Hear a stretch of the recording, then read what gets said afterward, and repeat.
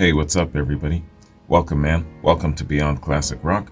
Today, I've got an album reaction coming your way, man, and it's featuring the music of Metallica. The album is Master of Puppets. I know the song because I've reacted to the song in a previous quad, but I haven't reacted to the album. Last album from Metallica I reacted to was the Black Album, which was fantastic, man. And I know that a lot of people hold Master of Puppets in the same regard as the Black Album, so I'm looking forward to it. So I just want to give a shout out and a thanks to Jacob. Thanks very much. Jacob says, Master of Puppets is Metallica's third album and considered to be their best work. The album is the last to feature founding member Cliff Burton, who passed away during the album's promotional tour. Okay, we'll get to a little bit of that later on, I'm sure, with the review. So let's do this, man. Without further ado, I had good luck with the Black Album, so let's do this format just as the Black Album. Let's go straight through and see what happens. So, a decent 40 minutes of Metallica. Let's get it.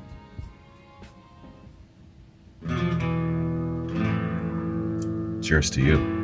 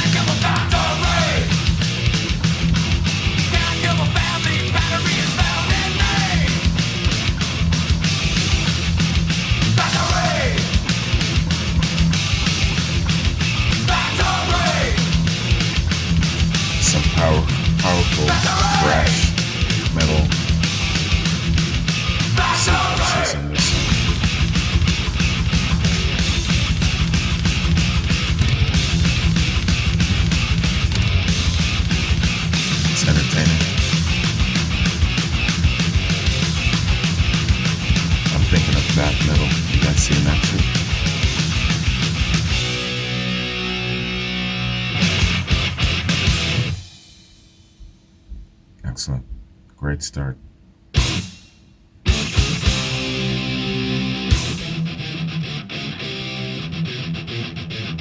Master of Puppets. I remember this too.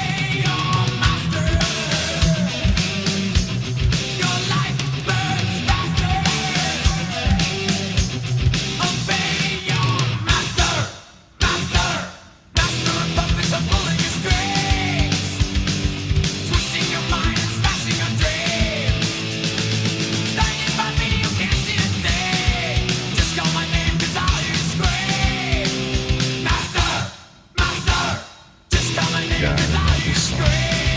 It's dealing with substance abuse and addiction.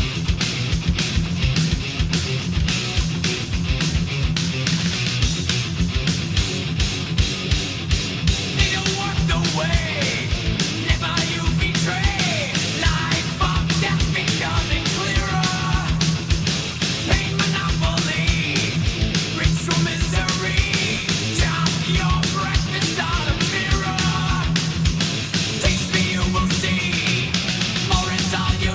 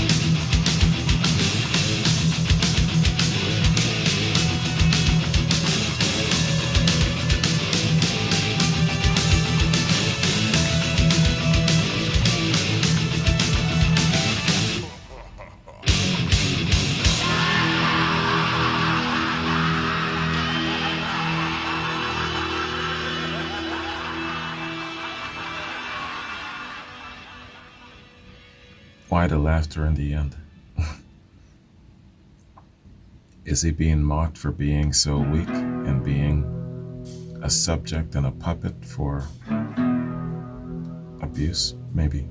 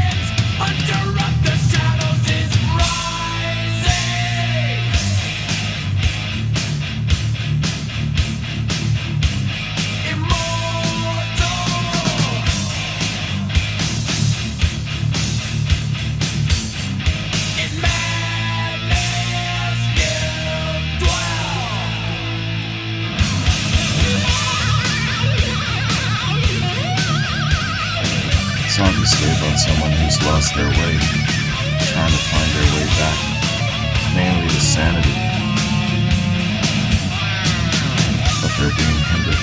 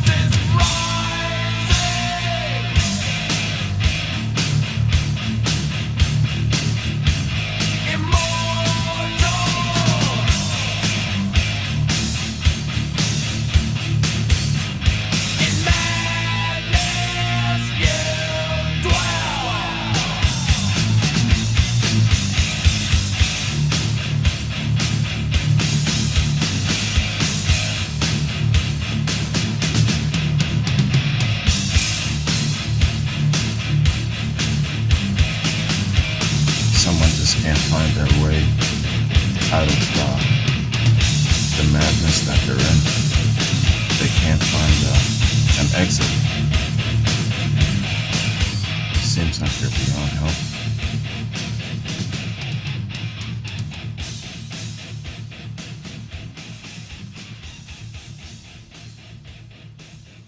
Great musicianship, man. It really sells everything.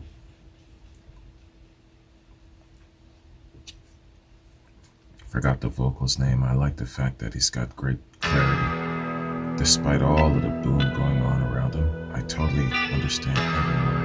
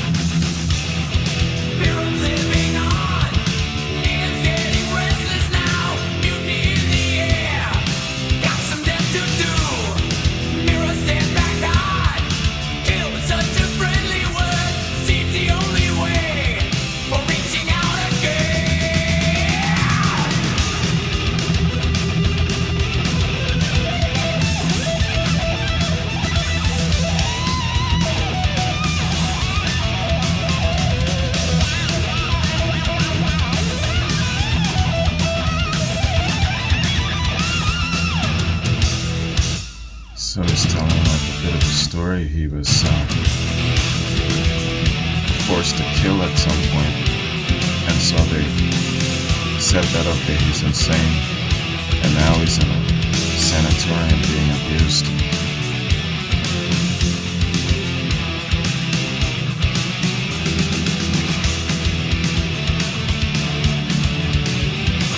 But I didn't catch if it was a warranted killing or if it was just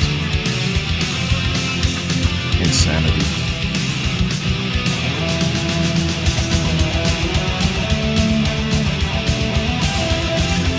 Probably the latter.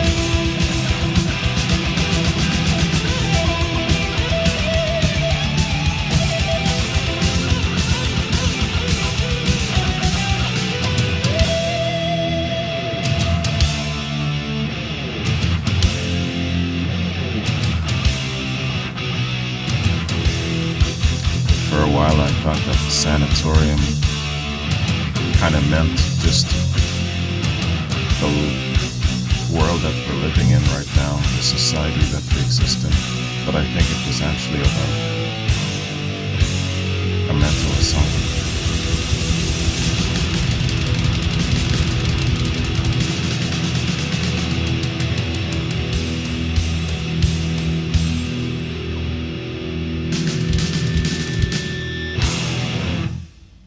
These guys really know how to tell a good story in song, don't they? They're among the first that I'd recommend for a series of concept albums.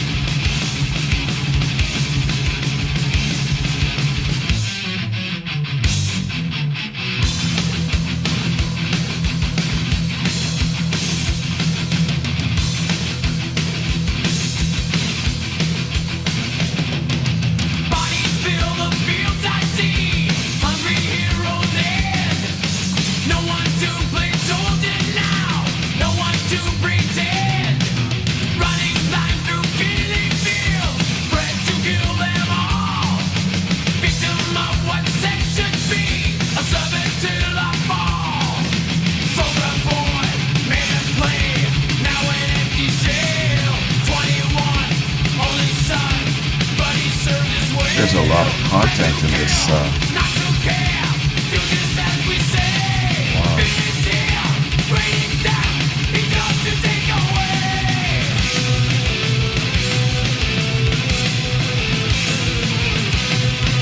The Lex box set unboxing.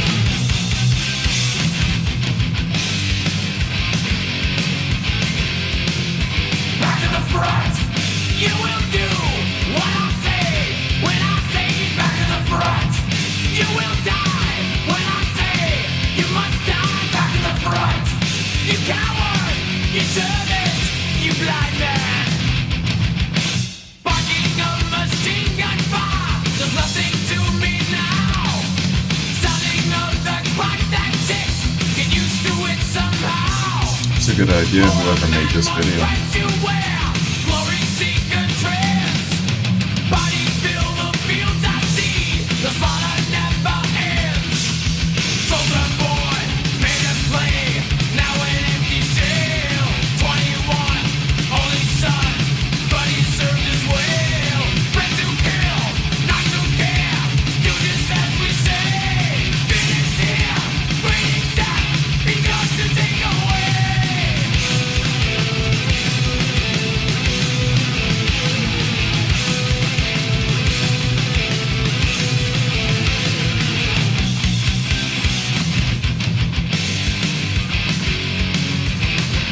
wonder how much this deluxe box set is. You will do what I say when I say back to the front.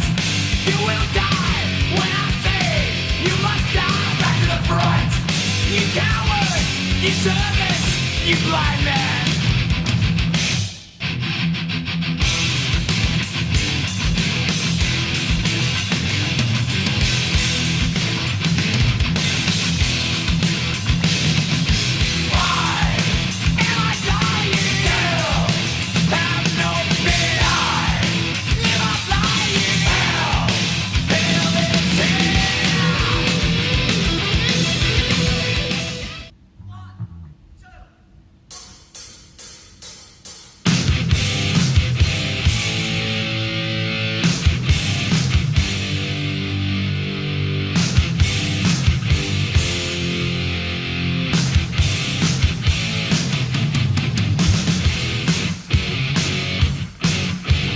Disposable Heroes is a very powerful anti-war song.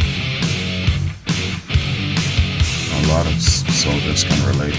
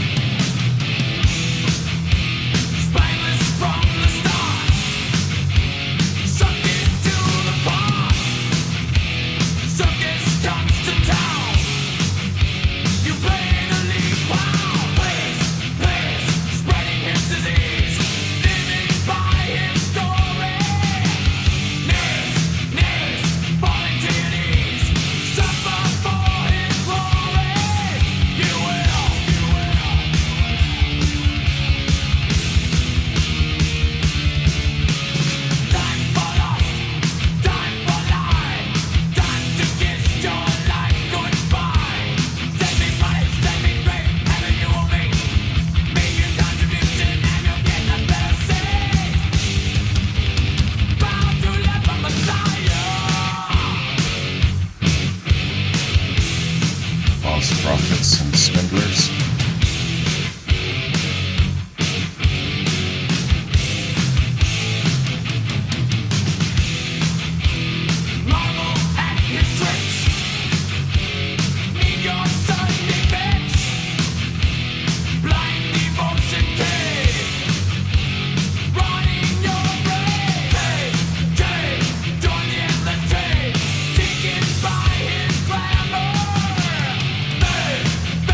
Infected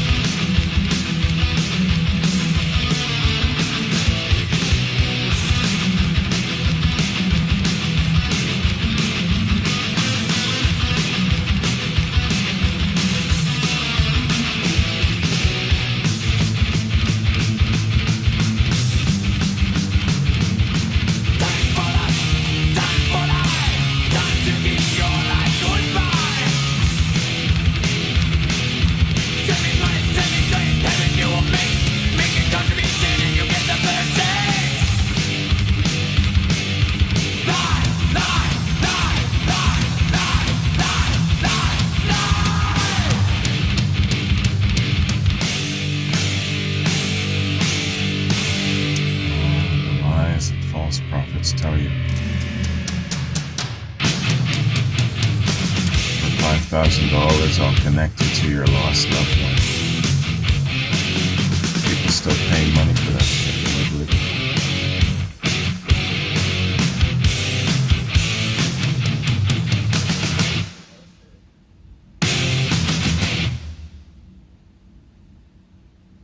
Right on.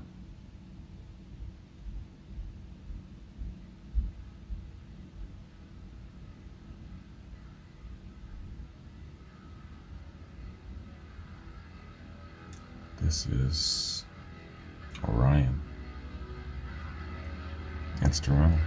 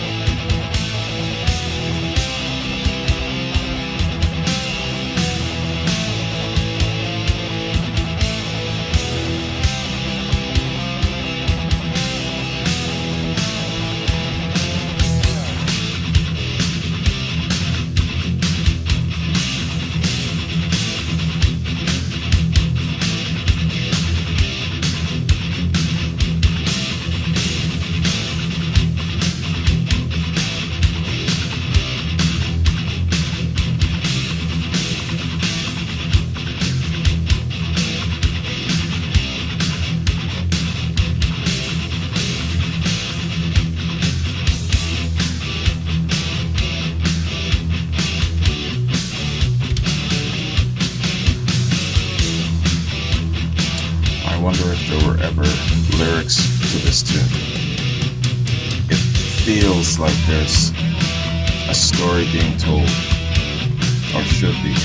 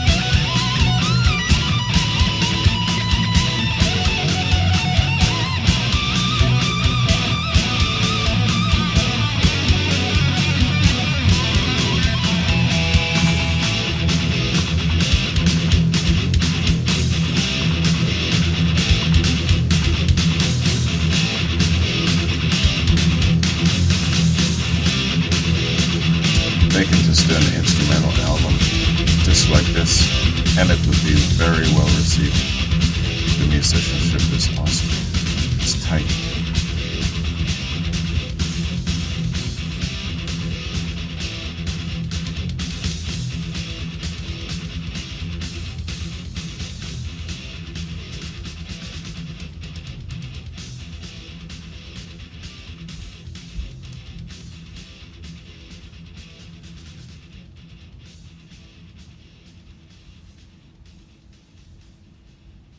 That was all right, man.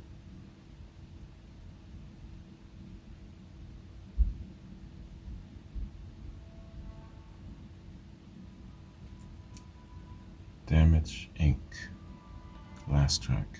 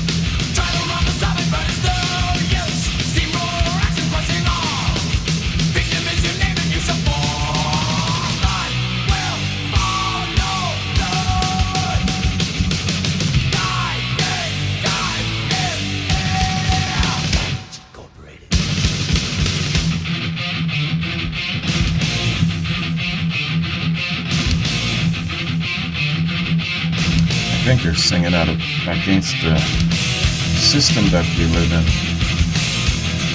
Dog eat dog world, that sort of thing.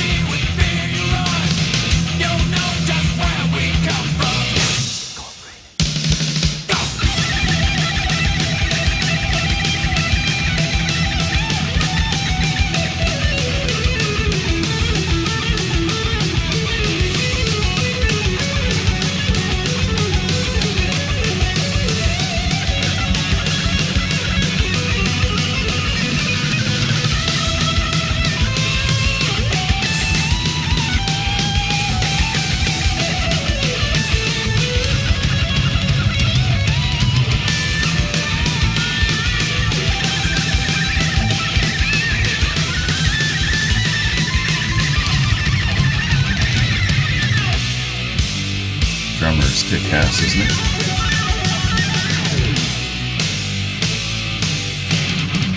It's got to slow down and wait for everyone else. It's powerful.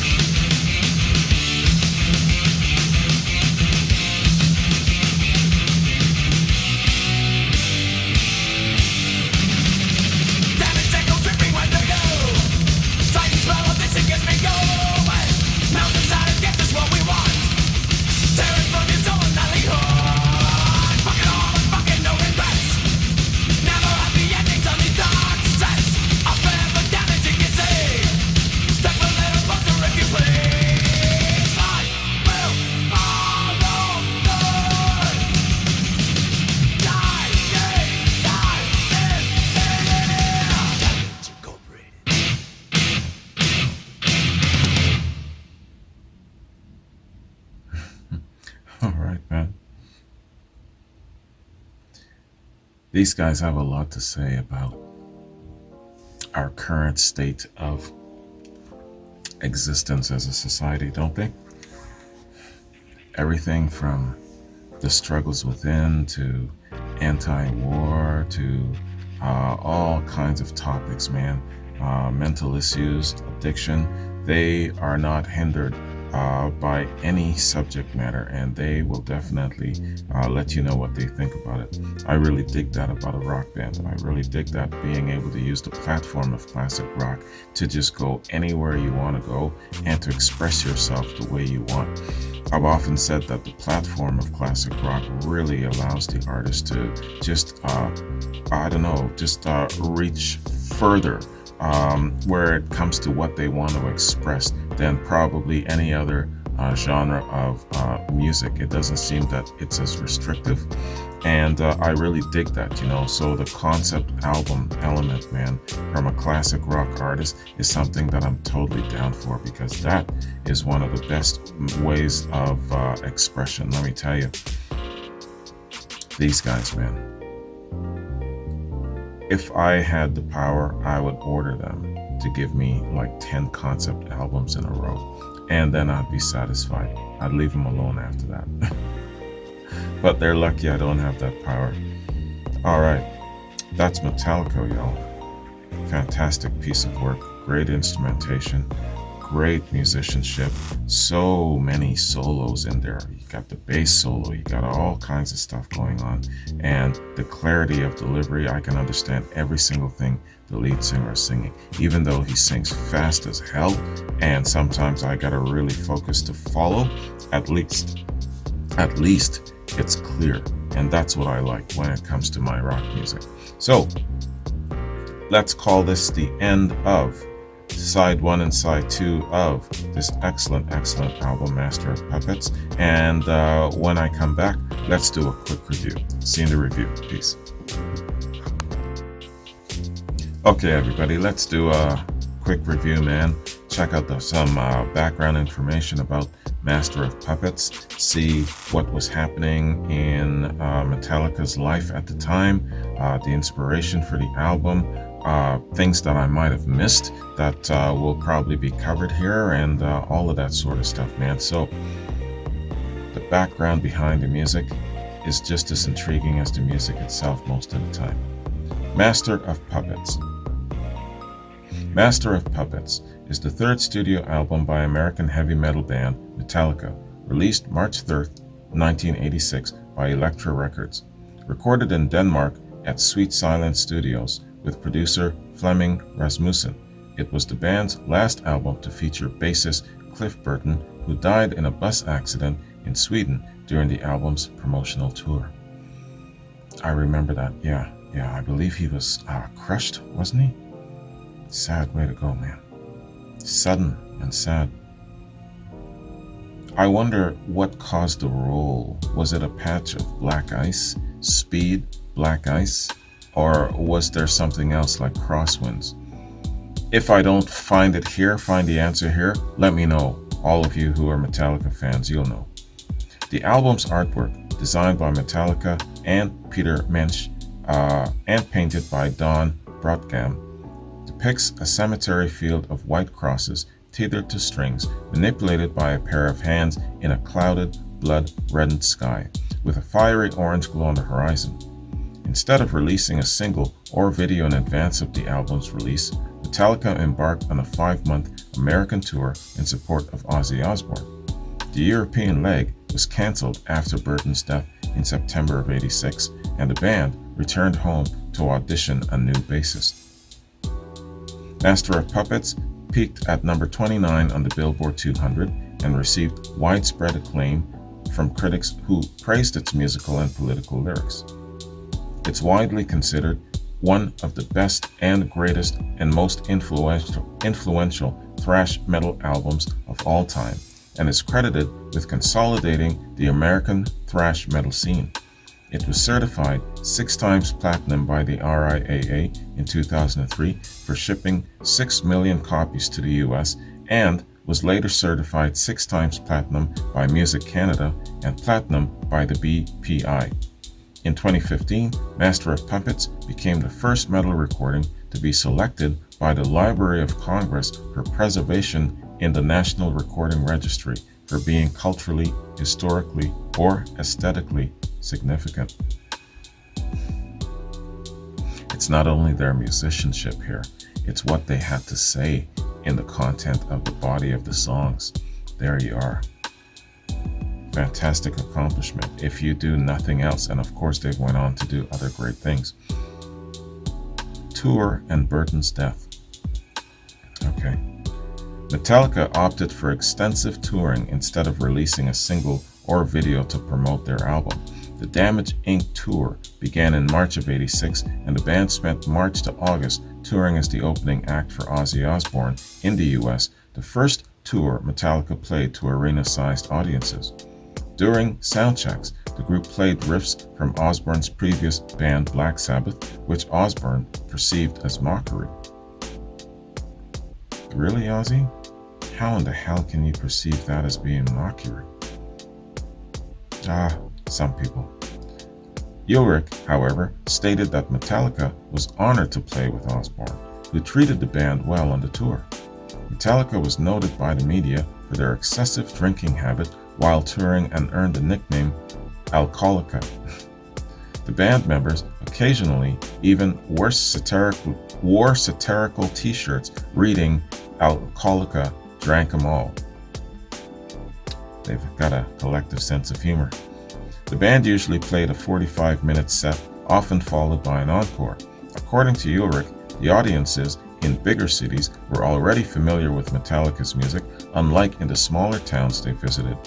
In the B markets, people really don't know what we're all about, but after 45 or 50 minutes, we can tell we've won them over. And fans who come to hear Ozzy go home liking Metallica." Unquote. It doesn't say who said this. Okay. Metallica won over Osbourne's fans and slowly began to establish a mainstream following. Hetfield broke his wrist in a mid-tour skateboarding accident, and guitar technician John Marshall played rhythm guitar on several dates. Right on. That's team for you, man. The European leg of the tour commenced in September with Anthrax as the supporting band. The morning after a performance on September 26 in Stockholm, the band's bus rolled off the road and Burton was thrown through a window and killed instantly. Okay, so he wasn't crushed. I thought he was crushed. Okay. Yeah, I don't have my facts straight here, y'all. Straighten me out. The driver claimed he hit a patch of black ice, but others believed he was either drunk or fell asleep at the wheel. Yeah, that's probably more likely, isn't it? The driver was charged with manslaughter but was not convicted. The band returned to San Francisco and hired Flotsam and Jetsam bassist Jason Newsted to replace Burton. Many of the songs that appeared on the band's next album, and Justice for All, were composed during Burton's career with the band. Such a sad, sad way to go, man. And such an influential person, being part of a great collective movement like Metallica. Rest in peace, sir. All right. Accolades. Oh my God. Oh my, yo, man, I can't read all of this shit. You should see the list here. Damn, man. Ah, all right. This is what I'll do. I'll read the first paragraph and the last. There ain't no way I can read all of this. Accolades and legacy. Master of Puppets has appeared in several publications' best album lists. It was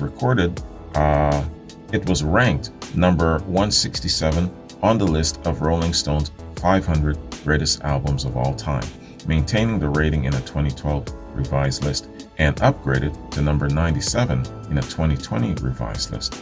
The magazine would later rank it second in its 2017 list of the 100 greatest metal albums of all time, behind Black Sabbath's Paranoid. Wow, funny enough. Time included the album in its list of the 100 best albums of all time. According to the magazine's Josh Terangel, Master of Puppets reinforced the velocity of playing in heavy metal and diminished some of its cliches. Excellent. Very good. Yeah, y'all. Let's skip through all of the accolades and stuff, man. It's just too long a list.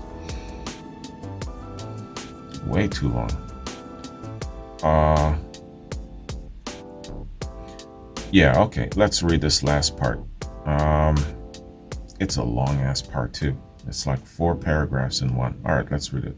1986 is seen as a pinnacle year for thrash metal, in which the genre broke out of the underground due to the albums such as Megadeth's Peace Sells, But Who's Buying, and Slayer's Rain in Blood. Anthrax released Among the Living in 1987, and by the end of the year, these bands alongside Metallica were being called the Big Four of thrash metal. Master of Puppets frequently tops critics and fan polls of favorite thrash metal albums. The most frequent rival is Slayer's Rain in Blood, also released in '86 and also considered that band's peak. The rivalry partially stemmed from a contrast in approaches on the two albums, between the sophistication of Master of Puppets and the velocity of Rain in Blood. Now you know I'm going to have to check out Rain in Blood.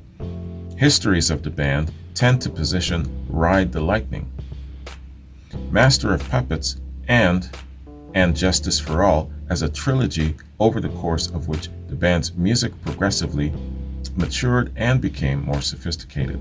In 2015, the album was deemed culturally, historically, or aesthetically significant by the Library of Congress and was selected for preservation in the National Recording Registry. Just one album, man. One album accomplished all of that. Fantastic body of work. And like I said, I know that they've went on to put more great accolades, on their list. But yeah, man, fantastic accomplishment, and anyone would be proud of that. And I know that it had nothing to do with the passing of their bass player. They're just that good. But I'm sure that with Cliff's passing, there were a lot of attention. They drew a lot of attention and people checking them out. But I think overall, they still would have accomplished all of these things if he had not passed. That's what I think. Let me know if I'm wrong. All right, y'all. So that concludes our look at this fantastic album, man. Really, really excellent album. Worth multiple listens, and there's no filler songs on there. You just can't miss a piece of that great musicianship, man. No filler songs whatsoever. I love albums like that. All right, y'all. Well, before I bounce, let's see what I got coming up. First and foremost, apologies. I had to take a week off and get some things straight. Did a little bit of traveling.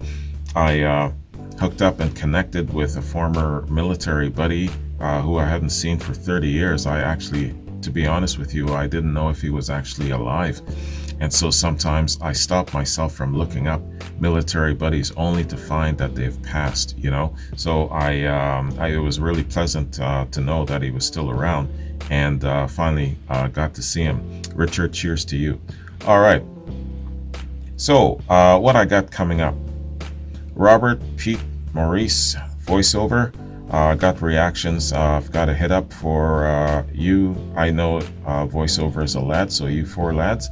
And I've got some, what is it? I know it's a mixture of some folk rock. I got some soul grooves. There's some more progressive metal